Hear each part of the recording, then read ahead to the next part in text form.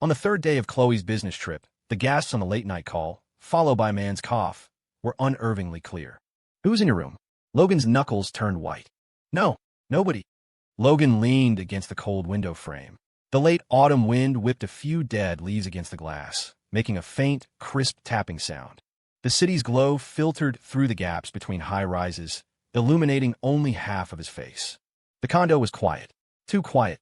So quiet he could hear the low thrum of blood pulsing in his temples. Chloe had only been gone for 3 days, but the place already felt like it had its soul ripped out. He picked up his phone. The screen's light was blinding. His finger slid across the glass until he found the name, Chloe. He hit dial. Beep, beep, beep. The ringing stretched on, an eternity in the silence, each tone a hammer against his eardrum. He stared out the window at a blinking red aviation light atop a distant office building. Finally, she answered. "Hello." Chloe's voice came through, sounding distant and groggy, as if she'd just been pulled from a deep sleep. But the end of the word was unnaturally tight. "Logan? It's so late." "What time is it there?" Logan asked, his own voice so steady it surprised him. His eyes flicked to the wall clock. 1:27 a.m. It's about the same," Chloe said, her words coming a little faster. "Just lay down. What's wrong?" "Nothing," Logan said, his gaze falling unconsciously on a crooked throw pillow in the corner of the living room sofa, one she'd tossed there before she left.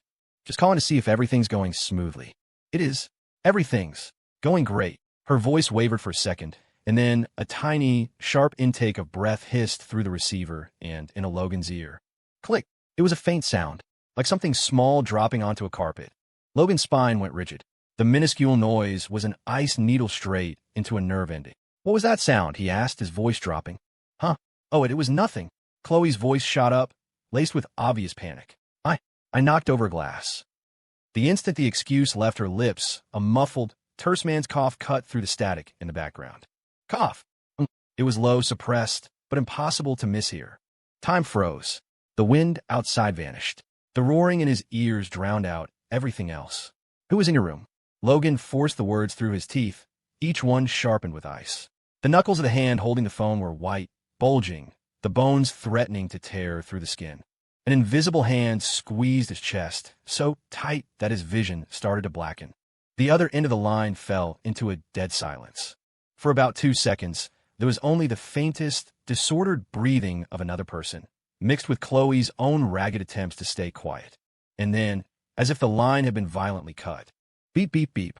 The dial tone, cold, monotonous, it replaced Chloe's frantic denials and the damn man's presence, screaming into the dead silence of Logan's living room. He remained frozen in place, phone still pressed to his ear. The window reflected his blurred silhouette, half his face lost to shadow, like a stone statue forgotten in the dead of winter. The phone screen went dark, and the blackness swallowed him whole. Logan held the rigid pose until even the city lights outside blurred. The dial tone had long since stopped, and silence reclaimed the room, this time with a heavy, suffocating pressure. He slowly lowered his arm, the muscles screaming with the pins and needles of prolonged tension.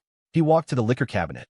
Without turning on a light, he used the faint glow from the window to find a bottle of whiskey. The amber liquid poured into a glass, the clink of ice cubes unnaturally loud in the silence. He tilted his head back and threw down a large gulp, the fiery heat searing a path from his throat to his stomach, a desperate attempt to burn away the bone-deep chill that had taken root in his heart. It didn't work. The cough, the suppressed breathing, Chloe's high-pitched, panicked denial. They were poison barbs hooked deep in his mind, playing on a loop. Every replay tore the wound wider. Trust. A cold, mocking smirk twisted his lips. The foundation built over the last few years had just been blown away like a sandcastle in the wind. The anger was cold, like ice water seeping slowly into his marrow. He needed proof. He needed to see that fraudulent mask torn to shreds with his own eyes. Any lingering shred of hope or affection was an insult to himself. He set the glass down. The base clacked against the marble countertop. In the darkness, he fumbled for the other phone on the coffee table. This one was clean, almost no apps installed. He opened the contacts. Only a handful of numbers were saved. He found the one without a name and dialed. The phone rang twice before it was picked up. The other end was silent. "It's me," Logan said. His voice, chilled by the night, was nothing but flat, hard steel. "I have a job. The target isn't Denver. Grand Horizon Hotel." Chloe Thorne. I want a full trace on this business trip. Her movements, everyone she's met. Especially, what was happening in her room around 1:30 a.m. last night. He paused for a second, then added, I want clear visual evidence. The faster, the better. Understood. The voice on the other end was low and professional, wasting no words. Half up front. You'll have a preliminary report in 3 days. Send me the account, Logan said, and hung up. In the dark, he picked up the whiskey again. The ice had mostly melted, diluting the potent spirit. He swirled the glass, his eyes devoid of any warmth, reflecting the cold city lights outside. 3 days. He could wait. He had all the patience in the world to see that lying face nailed to a pillar of shame. 3 days. 72 hours. Every minute, every second, was a dull knife sawing at his flesh. Logan went to work as usual. He processed documents, led meetings, even offered his subordinates a formulaic smile. On the surface, he was a placid lake. Beneath, a dormant volcano, gathering its destructive force, waiting for the breaking point to erupt. On the afternoon of the third day, his phone lit up. A text message with just a short string of numbers. Package delivered. Usual spot. Logan closed the quarterly report open in front of him. The numbers and charts had lost all meaning. He stood up, grabbing the suit jacket draped over the back of his chair, his movements fluid and natural. Mr. Thorne, the 3 o'clock project meeting. His assistant, Sarah, said, walking in with a folder. Postpone it until tomorrow. Logan didn't turn around. His voice betrayed no emotion as he walked straight into the elevator. In a dimly lit corner of an afternoon coffee shop, Logan sat at his usual table, his back to the door. A man in a plain jacket and a baseball cap sat down quietly in the armchair opposite him, sliding a thick manila envelope across the table. It's all in here. The cap was pulled low, his voice flat and emotionless. Grand Horizon, room 1608. Target, Chloe Thorne. Arrived the day before yesterday, registered for this king-sized room. These are some of the stills from the front desk and hallway security cameras. Logan's fingers touched the envelope. It felt cold and coarse. He opened it and pulled out the contents. The first photo was an enlarged shot from the front desk camera. Chloe was standing sideways, checking in. Next to her stood a man in a well-tailored dark suit, his head slightly turned as if speaking to her. The man's profile was sharp. He wore a pair of rimless glasses, giving him an air of cultured civility. Ethan Vance. The name surfaced instantly in Logan's mind. One of the lead managers from the company Chloe's firm was partnering with in Denver. He'd met him a few times. The impression was faint, a man who spoke well, who was sharp and calculating. The second photo was a still from the hallway camera. The timestamp read 1:15 a.m. The door to room 1608 was cracked open. A hand reached out from inside to take a silver room service cart being pushed forward. Logan recognized that hand. The wedding ring he'd given her was on the fourth finger. Chloe's hand. The third photo was from the elevator bank camera. The time jumped to 2:40 a.m. The door to 1608 opened and Ethan Vance walked out. He was adjusting the cuffs and collar of his dress shirt as he walked. His suit jacket was draped casually over his arm. He headed for the elevator, his expression calm, perhaps even showing a bit of post-work fatigue. The last few photos were taken at different times during the day. Chloe and Ethan in the hotel's downstairs cafe, sitting across from each other, leaning in close. Chloe had a smile on her face that Logan hadn't seen in a long time. Relaxed, almost flirtatious.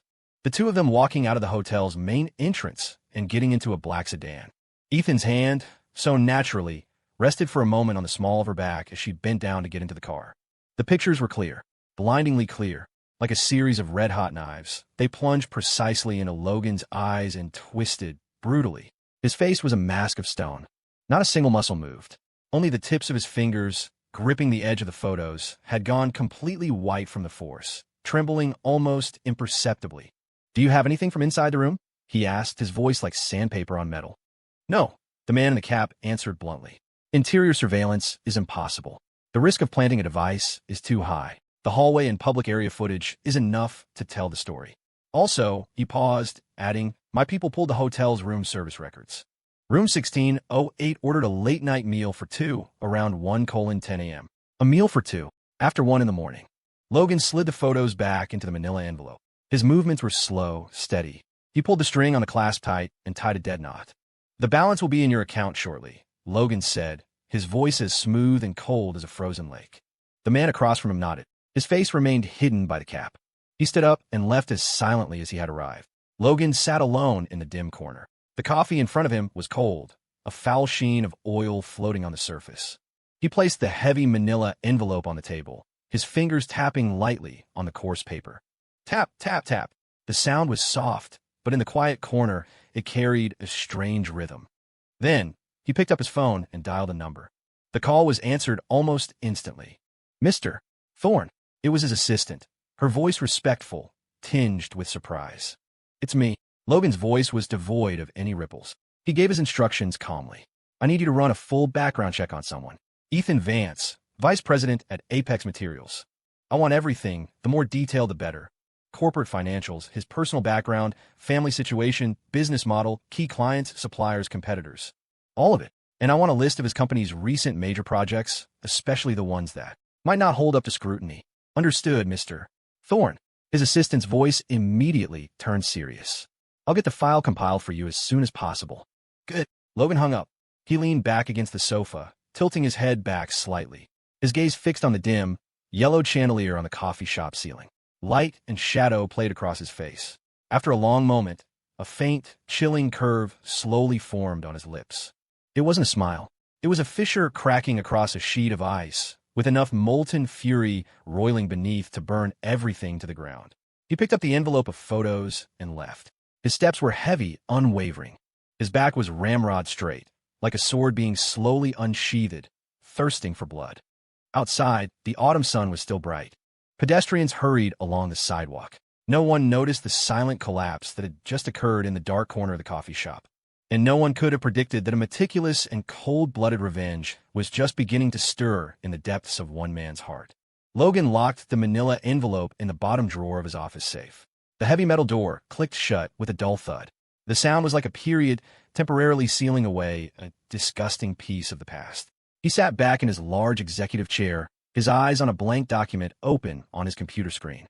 His fingertips tapped unconsciously on the smooth surface of his desk. Talp, talp, talp. The rhythm was slightly off. A vibration from his phone broke the monotonous tapping. It was an email notification from his assistant. The subject line was concise, preliminary file, Ethan Vance and Apex Materials. Logan clicked it open. The attachment was large. He downloaded and opened it. A dense wall of text, tables, and charts filled the screen. He scrolled, his eyes like the most precise of scanners, quickly and coolly capturing key data points in the flood of information. Apex Materials, specialized in high-end, custom interior finishing materials. A mid-sized company, but with strong growth in recent years, having won several influential municipal and commercial real estate projects. Ethan Vance, as the VP of Marketing and Sales, was a pivotal figure. The company's books showed a tight cash flow, likely from overly aggressive expansion. They had several long-term, major suppliers with seemingly solid relationships. There were plenty of competitors, the largest being a company called Summit Innovations. Logan's gaze paused on a scanned copy of a project bid award. Project name, Pinnacle Tower Interior Finishing, Phase 2. Winning bidder, Apex Materials. The contract value was significant. He picked up his desk phone.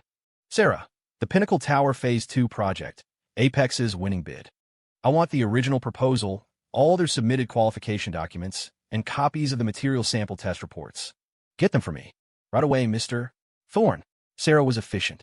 A few moments later, a thick stack of project files was on Logan's desk. He leafed through the material sample reports submitted by Apex. They were from several nationally accredited third-party labs. The data looked impeccable, all meeting or exceeding national standards. Logan's eyes finally settled on the names of the testing agencies. He took out his cell phone and found a name in his contacts, Dave Rollins, a college friend who joined the State Bureau of Standards after graduation and was now a mid-level manager. The phone rang a few times. Well, the great Logan Thorne. Did the sun rise in the west today? To what do I owe the pleasure? Dave's cheerful voice came through, full of the teasing tone of an old friend. Dave, not interrupting anything, am I? Logan's voice was calm and casual, even tinged with a hint of smile. Just finished a meeting, catching my breath. What's up? Got some orders for me. Hardly orders. Logan leaned back in his chair, his tone relaxed. Just a small question. Wanted to pick your brain, since you're the expert. Cut the crap. What do you need? It's like this, Logan said, choosing his words carefully. We're looking at a material supplier, a company called Apex. They do high-end interior stuff. They supplied a batch of materials for the Pinnacle project, and the test reports look great, but the feedback from the construction site is a little off. You know, the Pinnacle project is massive, and we have a lot invested in the later stages. Don't want any surprises. I just wanted to ask, for a company of Apex's size, the samples they send for testing versus what they actually deliver. He paused intentionally. How deep does that water run? There was a few seconds of silence on the other end. Dave's voice was lower when he spoke again, the casual tone gone. Logan, that's not something I can talk about openly. But in this business, to cut costs and win bids, sending in a special edition sample while delivering the standard grade stuff.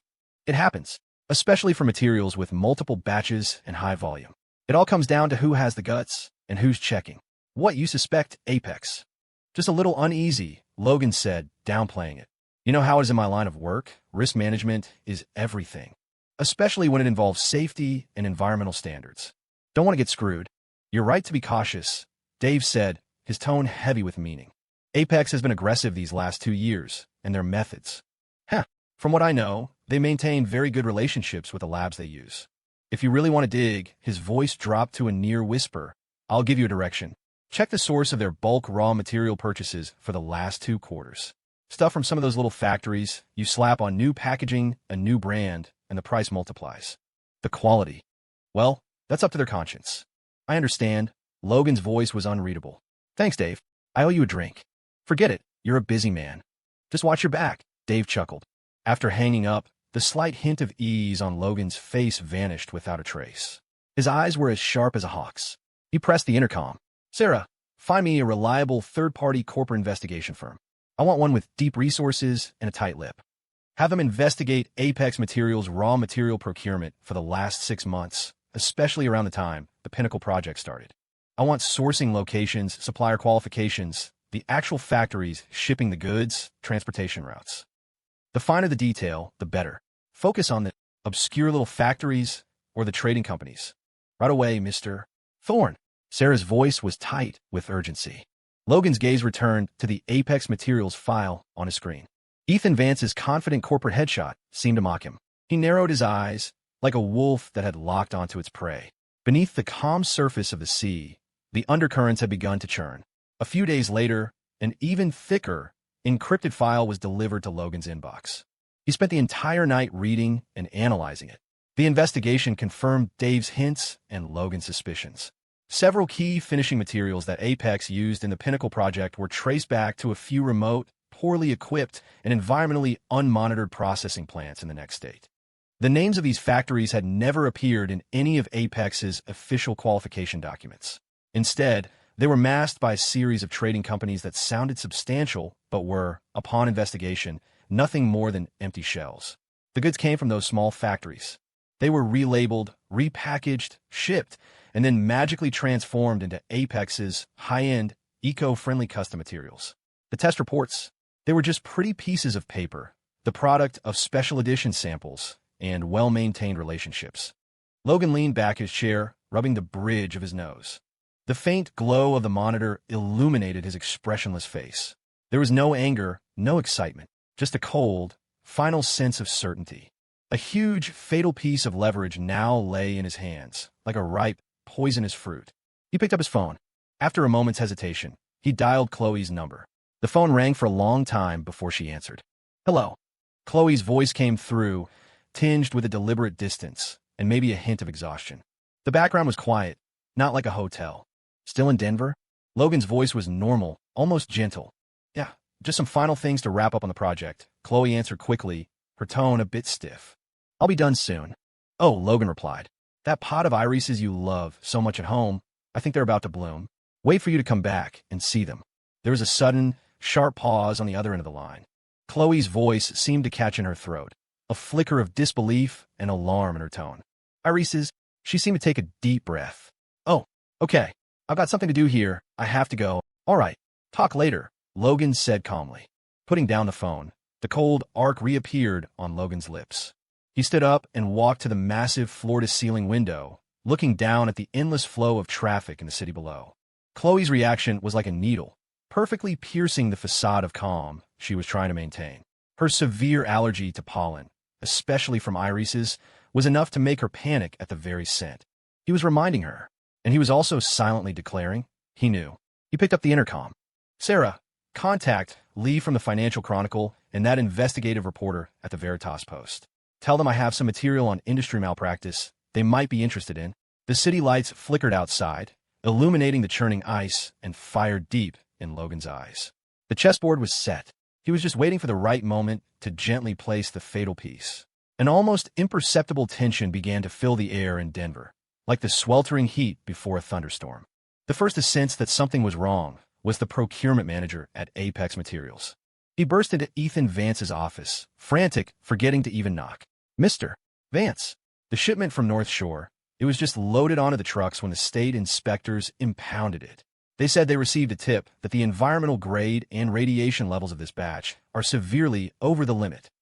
Ethan was reviewing a report. He snapped his head up. "What? North Shore? How much did they seize?" "2 entire truckloads. It's the batch of stone we urgently need for the Pinnacle project." The procurement manager's face was pale. "They took samples on the spot, said they're sending them for retesting. If the results come back negative, forget the project delays, the fines, the penalties." "A tip? Who tipped them off?" Ethan slammed the report shut, his face darkening. "Where are the test reports for that shipment?" "Fax them over immediately." "We sent them." "But..." The inspectors said they're following protocol for a random check. The tip was apparently very specific, so they have to follow procedure, the manager said, wiping sweat from his brow. "And I think they're zeroing in on our certificate of origin documents for this batch." Ethan's stomach dropped. The certificate of origin for the North Shore shipment. He suppressed his rising frustration. "All right, I get it. You can go. Keep the North Shore guys calm. I'll handle this personally." The manager had barely left when the desk phone rang.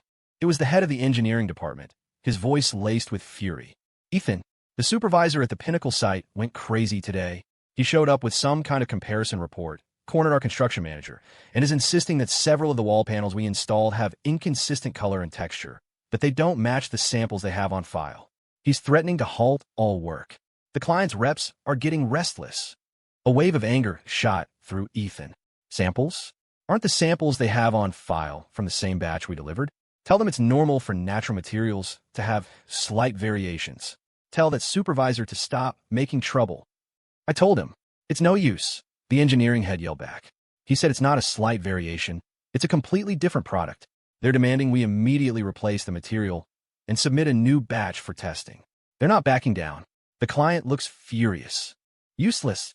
Ethan cursed under his breath and slammed the phone down. He yanked his tie loose, pacing his office.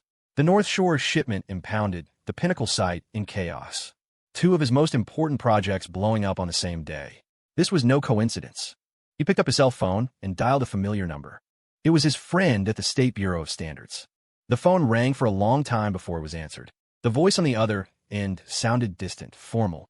"Hello, Mr. Vance." "Rick, it's me. They've seized 2 of our trucks at North Shore. Said they got a tip."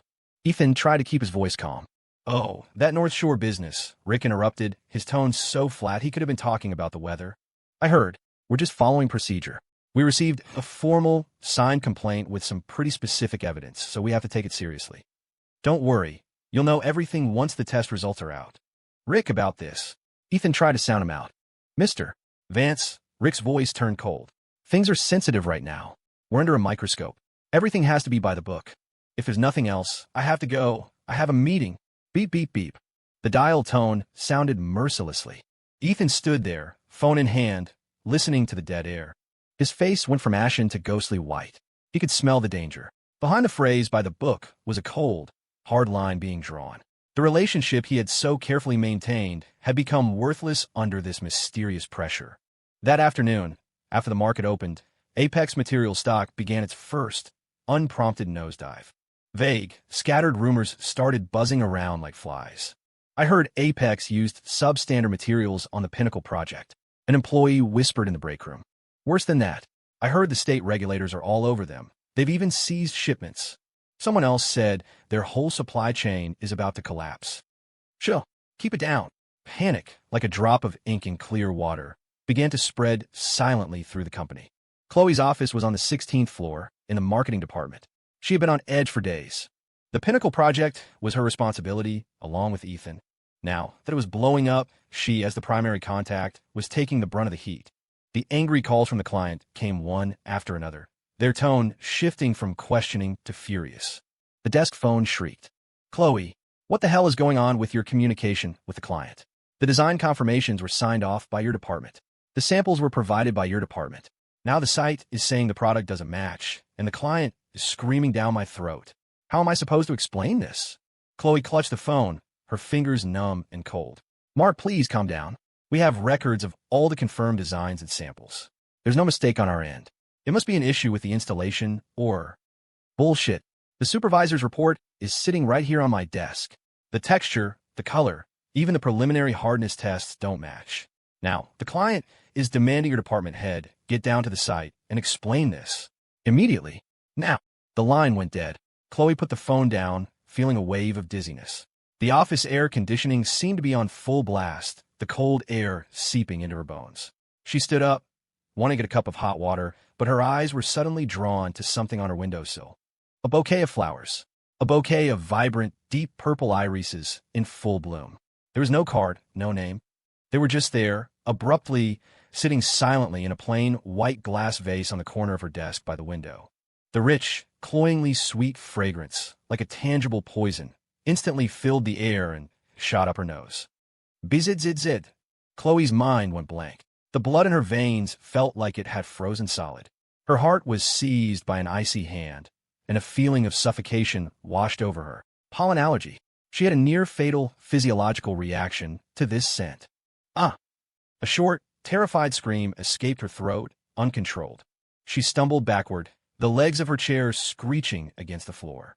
The color drained from her face, her breathing became rapid and shallow, and her chest heaved as black spots danced in her vision.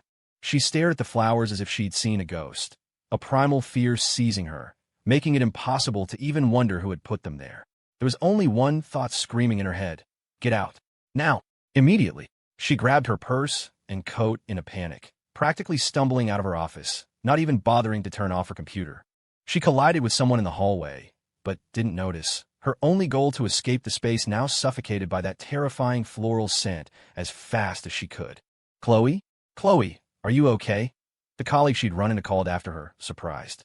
Chloe didn't hear. She scrambled toward the elevators, frantically mashing the down button.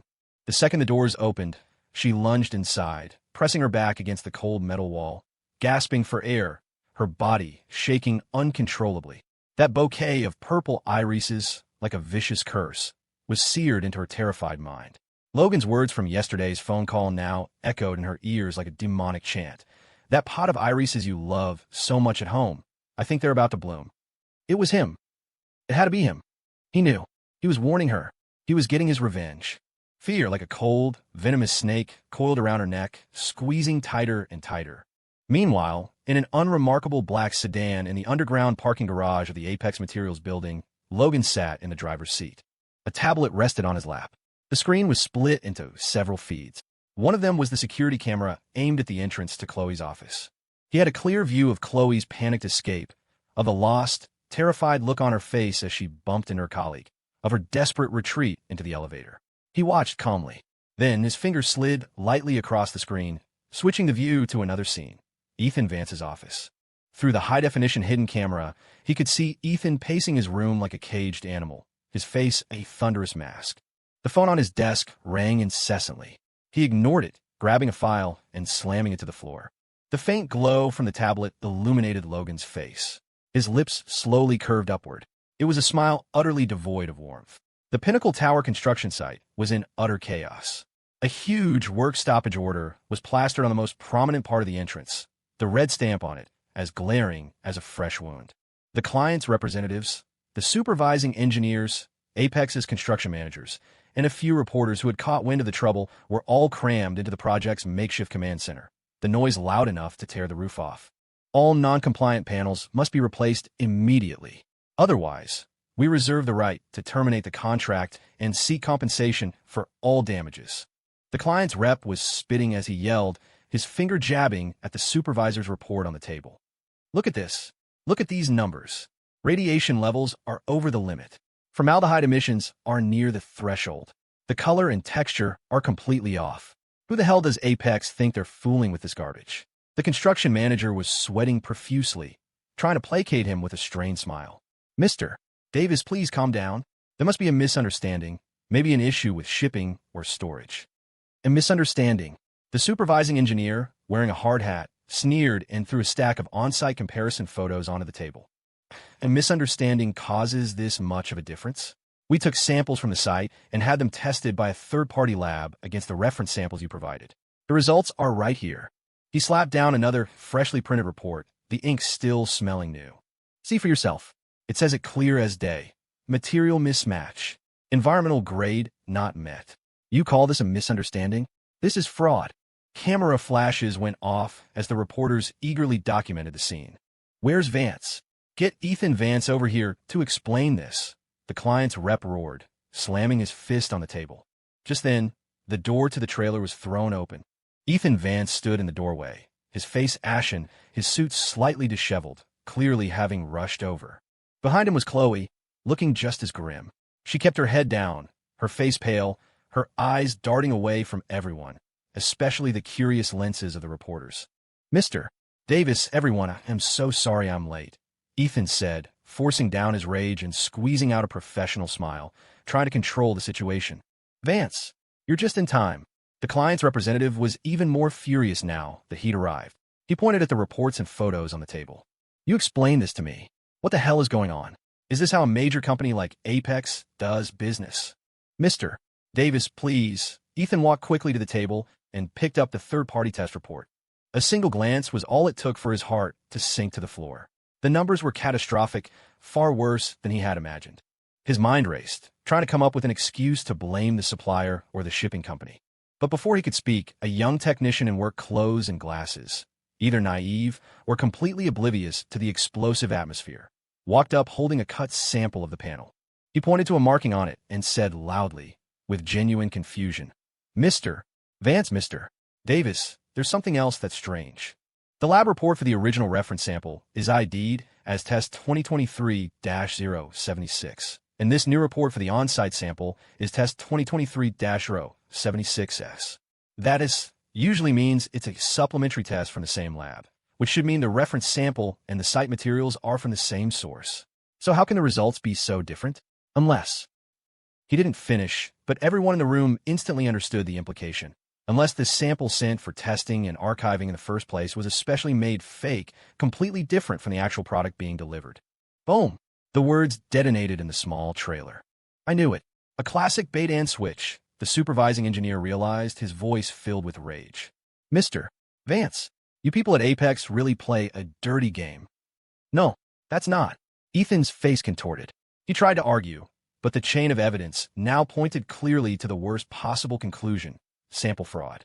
He whipped his head around, his eyes like daggers stabbing at the technician who had spoken out of turn. The technician flinched under his ferocious gaze, clutching the panel and backing away, speechless. The reporters' cameras and microphones instantly swarmed Ethan, their questions firing like bullets. Mr. Vance, is it common practice for Apex to submit samples that don't match the final product? Is this what you call an industry leader? How does Apex intend to compensate for the losses on the Pinnacle project? Are you admitting to fraudulent business practices? The relentless flashing of cameras blinded him. Ethan's mouth hung open as he looked at the angry, contemptuous, and morbidly curious faces around him. A rush of hot blood shot to his head, and in that moment, all his composure and calculations shattered completely. Enough! All of you, shut the hell up! Ethan erupted in a furious roar. His eyes were bloodshot, the veins on his forehead bulging. He snatched the damning test report from the table and, in front of everyone, ripped it to shreds. White pieces of paper fluttered down like snowflakes. You don't know what the hell you're talking about. This is a setup. Someone is trying to frame me. His meltdown was like throwing water on a grease fire. The scene descended into chaos. The client's representative was shaking with rage. He's lost it. Absolutely insane. There's no reasoning with him. We'll see you in court. He stormed out. The reporters, sensing blood in the water, closed in. Mr. Vance, you claim you're being set up. Do you have any proof? Are you threatening the media? Does violently destroying the report signify an admission of guilt? Chloe stood behind Ethan, completely stunned by the out-of-control scene and Ethan's madness. She looked at his twisted, snarling face, at the blizzard of paper scraps, at the countless accusing and mocking stares, especially the cameras pointed at her. An overwhelming wave of shame and terror washed over her. She couldn't take it anymore. With a short whimper, She covered her face and ran out of the chaotic trailer. Ethan's roars echoed behind her, mixed with the sharp questions of the reporters and the blinding light of their flashes. Chloe stumbled away, her high heel catching on the uneven ground. She fell, her knees scraping painfully, but the immense fear didn't let her feel it. She scrambled back to her feet and continued her hobbling escape, desperate to get away from it all. Logan sat in the large leather chair in his office. The massive screen in front of him was playing a live feed from a scene. The screen was split into multiple windows, a close-up of Ethan's face as he roared and tore up the report, Chloe's terrified back as she fled, the reporters swarming like sharks, the client's representatives storming off in a rage. The high-fidelity speakers faithfully transmitted the cacophony of the sight, the shouting, the yelling, the screaming. Logan watched, expressionless. The light from the screen cast shifting shadows across his face. He picked up the remote and switched the feed to the hidden high-definition camera in Chloe's office. On the screen, the bouquet of purple irises still sat in the plain white vase, blooming silently on her desk. Amidst the chaos of information, their vibrant purple was disturbingly lurid and piercing. He watched it all, silently savoring it. Savoring Ethan's breakdown, savoring Chloe's humiliation, savoring the sight of the deadly irises, the symbol of his silent warning.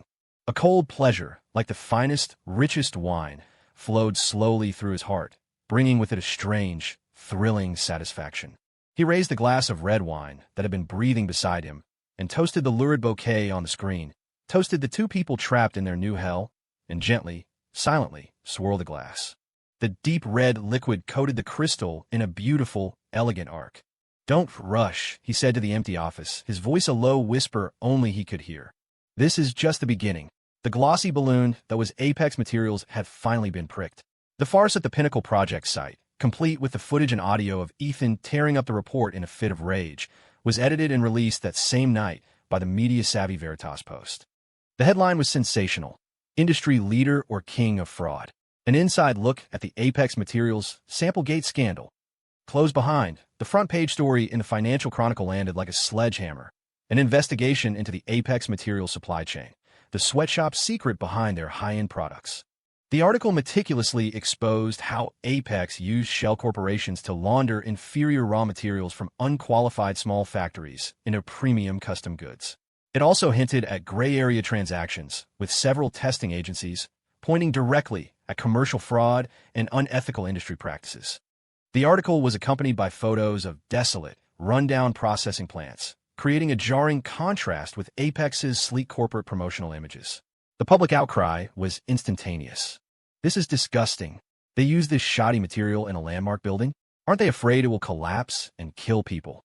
No wonder their prices are so high. All the money went into fraud and PR. A company like this should be fined into bankruptcy. The people in charge should be arrested. Boycott Apex." The online condemnation was overwhelming. Apex Materials' official website and social media accounts were flooded by furious netizens. Their customer service lines were jammed. The company's stock, battered by the media firestorm and the 1-2 punch from the Veritas Post and the Financial Chronicle, began a catastrophic freefall. The market opened, and the stock immediately hit its downward limit. The plunging green line on the chart looked like a cliff of despair, with no bottom in sight. A wave of panic selling erupted, and nearly a third of the company's market value evaporated in a matter of hours.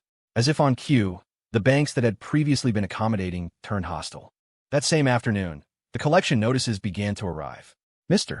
Vance, Sterling Bank has informed us that the special project loan for the Pinnacle Tower has been temporarily frozen due to a major risk alert. Mr. Vance, Merchants Trust is demanding immediate repayment of that $30 million short-term bridge loan from last week. Mr. Vance." The CFO's calls came one after another, his voice strained and cracking. Ethan locked himself in his office. He had already shattered a third ashtray. He tried calling his old friends, but the calls either went unanswered or were met with an icy, formal tone. "Mr. Vance, it's a sensitive time right now. We're just following regulations." Or, "Mr. Vance, given your company's situation, there's really nothing we can do to help. When the wall falls, everyone gives it a push. When the tree falls, the monkeys scatter." What sent an even colder chill down Ethan's spine was that the morale inside the company had completely disintegrated. Several key members of the technical team submitted their resignations on the same day. The one leading the exodus was Mark Peterson, the cornerstone of the company's materials R&D. Mark, what is the meaning of this? Ethan blocked Mark, who was carrying a cardboard box of his belongings, his eyes shot with blood. The company is in trouble. This is when we need everyone to stick together. Mark pushed his glasses up his nose, avoiding Ethan's gaze. His voice was flat. Mr. Vance, people have to look out for their own careers. Another company made me an offer I couldn't refuse. A bigger platform, an independent lab, a generous research budget. He paused, looking pointedly at Ethan. And reputation is also important. I am sorry. Mark didn't answer. He just gave a slight bow, clutched his box, and walked around Ethan, heading straight for the exit. He left Ethan standing alone, like a cornered beast, enraged but with nowhere to vent, his chest heaving violently. A bigger platform? An independent lab? An offer he couldn't refuse. A name instantly flashed in Ethan's mind. A competitor he had always viewed as a minor threat, but never truly took seriously. Summit Innovations. A surge of fury at the betrayal shot through him. It's Summit? Did Foster poach you? Ethan was practically roaring. Mark didn't answer. He just gave a slight bow, clutched his box, and walked around Ethan, heading straight for the exit. He left Ethan standing alone, like a cornered beast, enraged but with nowhere to vent, his chest heaving violently. At that moment, Chloe was trapped in her own personal hell. The horrifying scene at the Pinnacle site and the flood of negative press had turned her into the company pariah. The whispers were like daggers in her back. It was her project with Mr. Vance, right? To screw up that badly. I heard she and Mr. Vance are unusually close. Of course. Maybe they were both in on the scheme to use cheap materials. Chill. Quiet. She's looking this way. Chloe kept her head down, walking quickly through the open-plan office. The deliberately hushed, but still audible gossip, the contemptuous and gloating stares, they made her skin crawl. She wished the floor would swallow her whole. What terrified her even more was the feeling that no matter where she went, a pair of cold eyes was watching her from the shadows. When she got her office that morning, her heart was already in her throat. Thankfully, the nightmarish bouquet of irises from yesterday was gone. But before she could even feel a moment of relief, she sat down, turned on her computer, and a familiar, soul-crushing sweet scent wafted up from her feet. She looked down in terror. There, on the carpet beneath her office chair, lay several fresh, deep purple irises. They looked as if they had been casually tossed there. Another short scream tore from Chloe's throat. She shot up from her chair, knocking over a glass of water, which spilled across her desk. Her face was chalk white. She covered her mouth and nose and stumbled backward, consumed once again by overwhelming fear. Who was it? Who was doing this? She ran out to the main office area and grabbed the cleaning lady. Who was in my office? Who did this? The cleaning lady, startled by her frantic demeanor, just shook her head in confusion. No. Nobody, Ms. Thorne. It was fine when I cleaned this morning. Chloe stumbled into the restroom, locked the door, and with shaking hands, turned on the faucet. She washed her hands and face over and over, trying to scrub away the horrifying, omnipresent scent. She looked at her reflection in the mirror, a pale, wild-eyed woman on the verge of a complete breakdown. Overwhelming despair and regret washed over her like a tidal wave. Her career was over. Her reputation was ruined. Even her life felt like it was hanging by a thread. And it was all because of that man. Because of Logan. Her hands trembling, she pulled out her phone, found the name she had practically buried in her contacts, and dialed. The phone rang for a long time. Just as she was about to give up, he answered. Hello. Logan's voice was calm, steady, betraying no emotion. Logan. Chloe's voice was shaking uncontrollably, thick with tears and raw fear. It's you. It has to be you. Let me go. I'm begging you, let me go. I know I was wrong. I really know I was wrong. Please, just let me go, okay? Those flowers. They're going to kill me. Please. She pleaded incoherently, on the verge of collapse. The other end of the line was silent. Only Chloe's suppressed sobs echoed in the cold, sterile restroom. After a few seconds, Logan's voice came again, as calm as before, a calmness that was utterly chilling. Flowers? What flowers? Chloe, you sound very stressed. He didn't admit it. He didn't deny it. With one light, dismissive question, he pushed Chloe completely into the abyss of her own terror. In the Apex Materials conference room, the air was as heavy as lead. A few grim-faced executives and shareholder representatives were scattered around the long table. Every face was ashen. The projector displayed a screen of horrifying financial charts and the stock's nosediving graph. The banks have given us their final ultimatum. The CFO's voice was as dry as sandpaper. If we can't repay Merchants Trust that $30 million by 4 p.m. tomorrow, or provide equivalent collateral, they will initiate legal proceedings to freeze all company accounts and core assets. Freeze! An elderly shareholder slammed his hand on the table and shot to his feet. He pointed a trembling finger at Ethan. Ethan, this is the mess you made. What are you going to do now? Are we all supposed to go bankrupt with you? You're the one who brought those reporters here. And that Chloe woman, if it wasn't for you two. That's enough. Ethan cut him off, his eyes bloodshot and wild, radiating the desperate fury of a cornered animal. He ripped at the tie that was strangling him, his eyes scanning the room. His voice was hoarse but carried a reckless ferocity. What good is spouting that crap do now? We need money. Collateral? What the hell do we have left to use as collateral? He panted, his eyes sweeping the room like a hungry wolf. The production line equipment? The banks will lowball the valuation into the ground. Our patents? They're the patents of a fraudulent company now. Who would buy them? That new plot of land we acquired in the Southgate development. A glint of desperate madness flashed in his eyes. Yes, the Southgate property. It's in a good location. All the permits are in order. We'll mortgage it to Merchants Trust. That should be enough. The Southgate property, the CFO gasped. Ethan, that land. We haven't paid off the final installment on the purchase. The deed is still being held, and we already signed a letter of intent with Apex Properties for a joint development. We've even taken their deposit. I don't have time for that. Ethan roared like a beast with no way out. Get the deed and take it to the bank. Tell Merchants Trust we're putting up the land.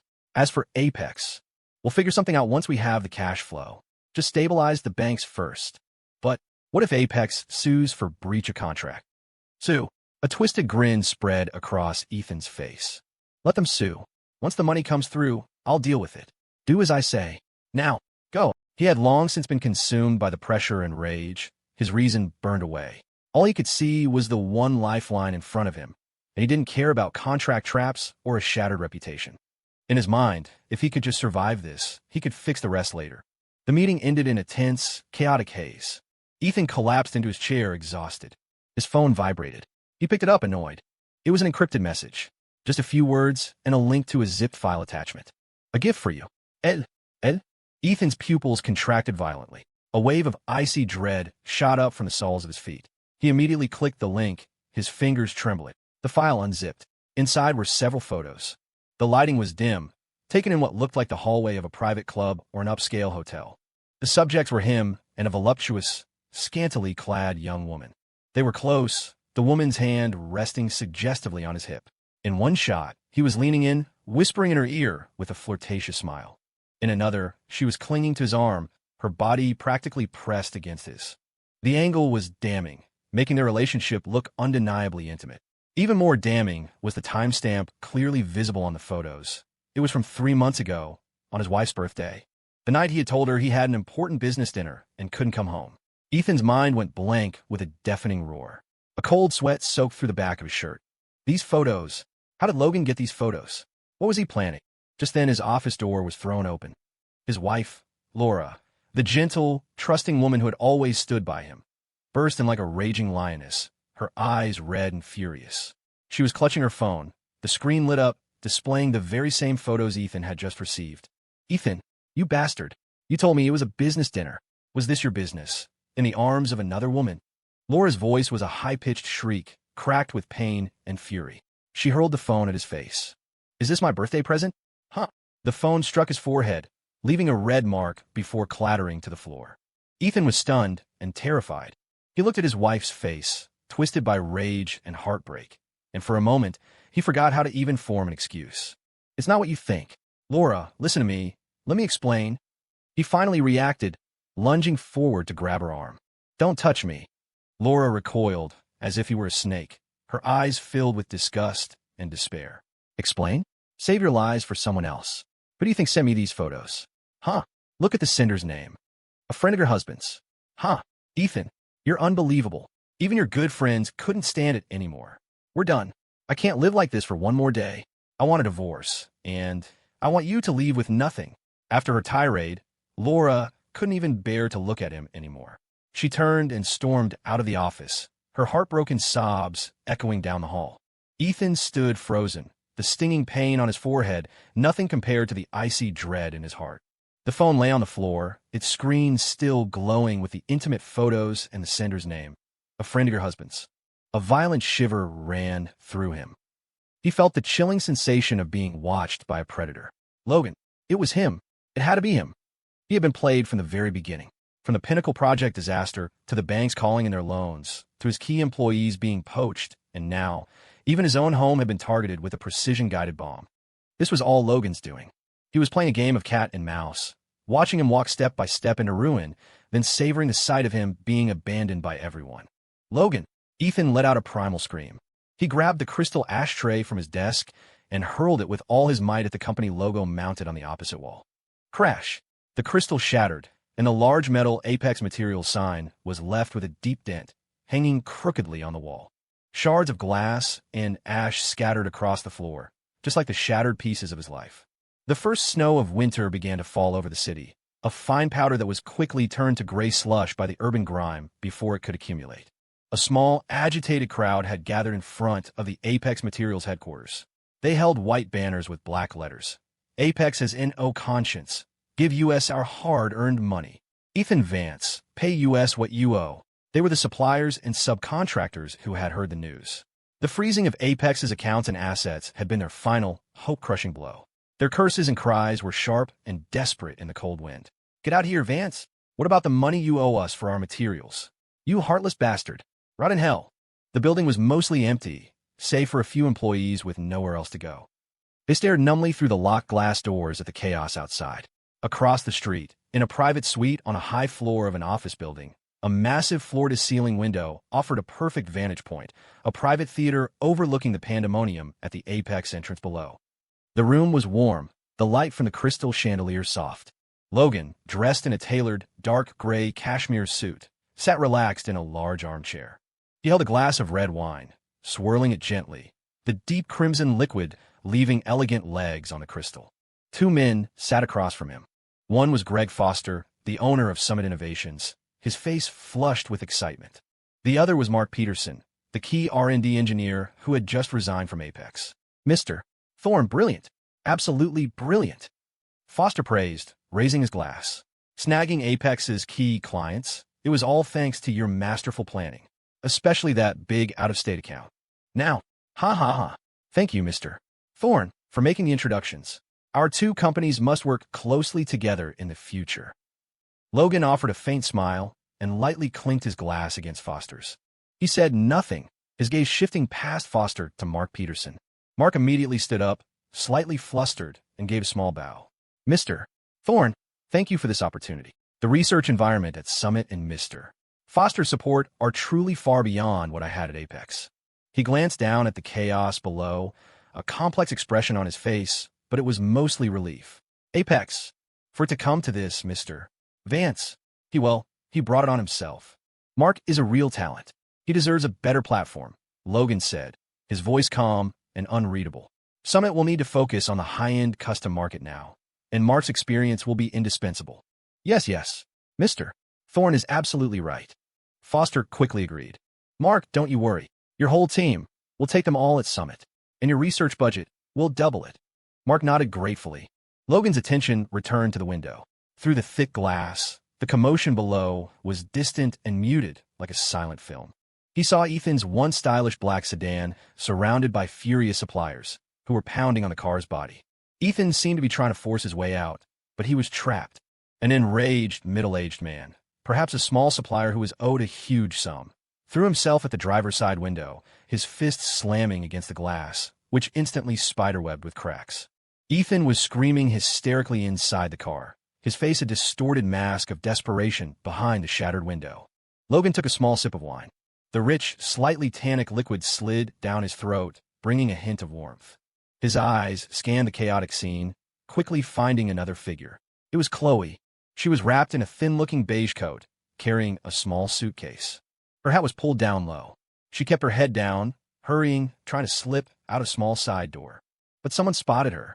There's the Thorne woman. Get her. She's Vance's mistress. She's responsible for Apex's debts, too. A few equally desperate and angry women shrieked and lunged at her, tearing at her clothes and hair. Chloe screamed in terror. Her suitcase was knocked to the ground, its contents spilling out. She was pushed and shoved, her hat falling off, revealing her pale, terrified face, a canvas of pure humiliation. "It wasn't my fault. Let go of me. Let go," Chloe cried, her voice shrill with despair as she struggled. In the chaos, someone scooped up a dirty snowball from the street and hurled it hard at Chloe's face. The cold, filthy slush exploded against her skin, filling her mouth and eyes.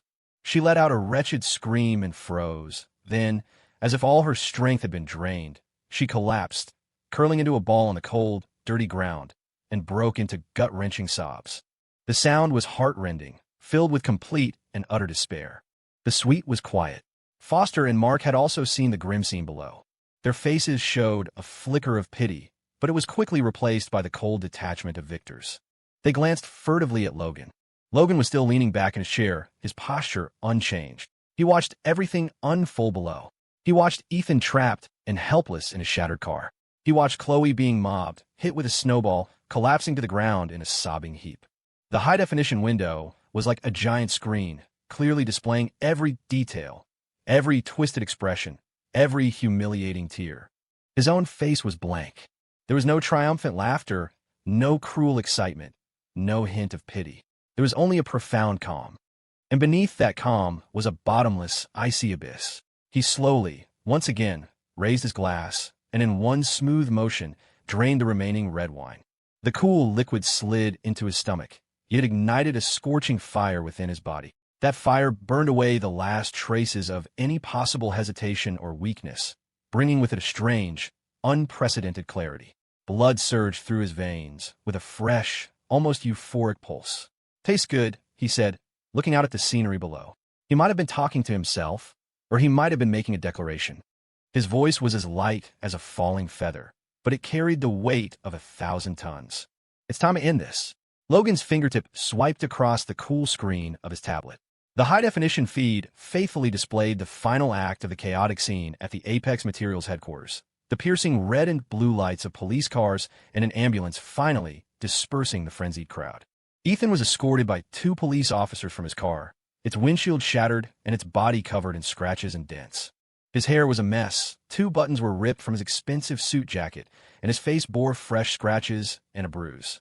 His eyes were empty and numb, like a fish with its spine removed. He offered no resistance as he was placed in the back of the squad car. The camera feed switched. Chloe was curled up on the ambulance stretcher. Her face was smeared with a mixture of drying mud and snow, streaked with the clean paths of her tears.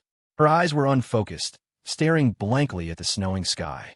A paramedic draped a thermal blanket over her, but she didn't react, like a puppet with its strings cut. The sirens faded into the distance, leaving behind only a trash street and a few city workers cleaning up the mess. The snow seemed to be falling harder now, as if trying to bury the traces of the chaos. Logan's gaze didn't linger on the 2 departing vehicles. He turned off the monitor, and the screen went black. His phone vibrated. Chloe's mother's name flashed on the screen. Logan watched it blink, his face expressionless, until the ringing stopped on its own. A moment later, a text message appeared. "Logan, what happened to Chloe? I can't reach her. Someone said her company went under, and she was attacked. How could this have happened? Aren't you going to do anything?" Logan's finger hovered over the screen for a moment. Then he opened the reply field and calmly typed, "Mrs. Davison, Chloe is an adult. I have no right to interfere in her personal or professional life. Regarding her current situation and any potential debts, I suggest you contact her directly or the head of Apex Materials, Mr. Ethan Vance. I have an important meeting and cannot talk further. All the best." He hit send. Clean. Final. A complete severing of ties. No loose ends. After doing this, he picked up the black fountain pen on his desk and, on a document that was already prepared, smoothly signed his name. It was a divorce agreement. The terms were clinically cold. The division of assets had already been executed according to his will. Aside from some personal effects and a symbolic severance payment, Chloe's name was attached to nothing else.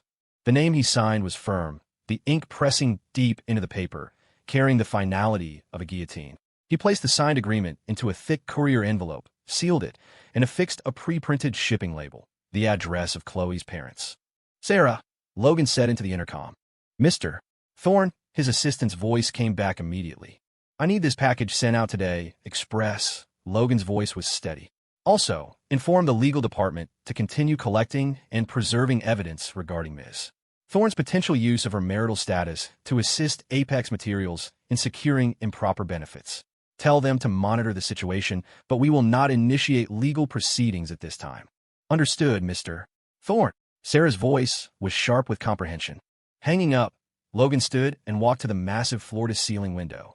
This was the pinnacle of the city, a view overlooking the swarming masses below. The distant snow was growing thicker, blanketing the steel forest in a hazy, gray-white shroud. The chill seemed to seep through the heavy glass. He reached out, his long fingers touching the cold pane. The coolness at his fingertips was a strange contrast to the hot, clean current rushing through his veins. It was a pure, unadulterated feeling of satisfaction. Watching those two people being swept out of his world like trash, watching them being dragged into the mire they deserved, the feeling was like drinking the strongest iced vodka. It ignited every part of his body, yet brought with it a thrilling clarity. There was no emptiness, not a single trace, only a profound lightness that comes after the dust has completely settled, as if he had finally unburdened himself of a heavy, filthy weight he had carried for years. The sound of his own blood rushing through his veins was audible, a powerful, near-rejuvenated pulse. He closed his eyes for a moment, taking a deep breath of the cold, high-altitude air. When he opened them again, the last possible shadow of the past that might have lingered in their depths was gone. He turned, took his black overcoat from the back of his chair, and put it on. The perfectly tailored fabric draped over his tall frame without a single wrinkle. He picked up his car keys and phone from the desk, and walked with a steady gait to the door. Mr. Thorne. Sarah stood as he came out. Get the cleanup work done quickly. Summit can't absorb all of the market vacuum Apex is leaving behind, and we can't let anyone else pick up the pieces too easily, Logan said. His voice was quiet, but it held an unquestionable authority, especially their core suppliers. I want exclusive contracts secured with them as soon as possible. Yes, sir. We're already on it, Sarah replied instantly. Logan nodded, said no more, and walked directly to the executive elevator. The doors slid open silently. He stepped inside and pressed the button for the underground garage. The elevator descended smoothly. The mirrored walls reflected his sharp silhouette. His suit was immaculate. His face was stern. His eyes were sharp and steady, like a predator returning calmly from a perfect hunt. There was no sign of fatigue, and certainly no trace of doubt or regret. Only the powerful aura of a man in complete control. The doors opened on the ground floor. The lobby was bright and grand, the heating turned up high. Logan walked without looking left or right, his steady footsteps echoing on the polished marble floor as he headed for the revolving door. The door carried him from the spring-like warmth of the indoors out into the wind and falling snow. A cold gust, carrying icy particles of snow, hit his face. Logan didn't flinch. Instead, he met the wind, tilting his chin up slightly. The frigid air filled his lungs with a biting freshness. He walked to his sleek black car, pulled open the door, and slid into the driver's seat. The engine growled to life, a low, powerful rumble. He didn't drive off immediately. He just sat there, feeling the warmth of the car's interior and the storm outside. Then he took a slow, deep breath. His lungs filled with the cold air, bringing an unprecedented sense of release. His blood was flowing faster now, his heart beating steadily and powerfully in his chest, each beat seeming to wash away the last remnants of filth. He reached out and pressed the ignition. The black car shot forward like an arrow released from a bow, gliding smoothly onto the snow-dusted, thinning streets. Its headlights cut through the gray twilight, heading deep into the city, heading toward a new world, one that had been thoroughly cleansed of all impurities and betrayals, a world that belonged only to him. The snow was still falling. The end.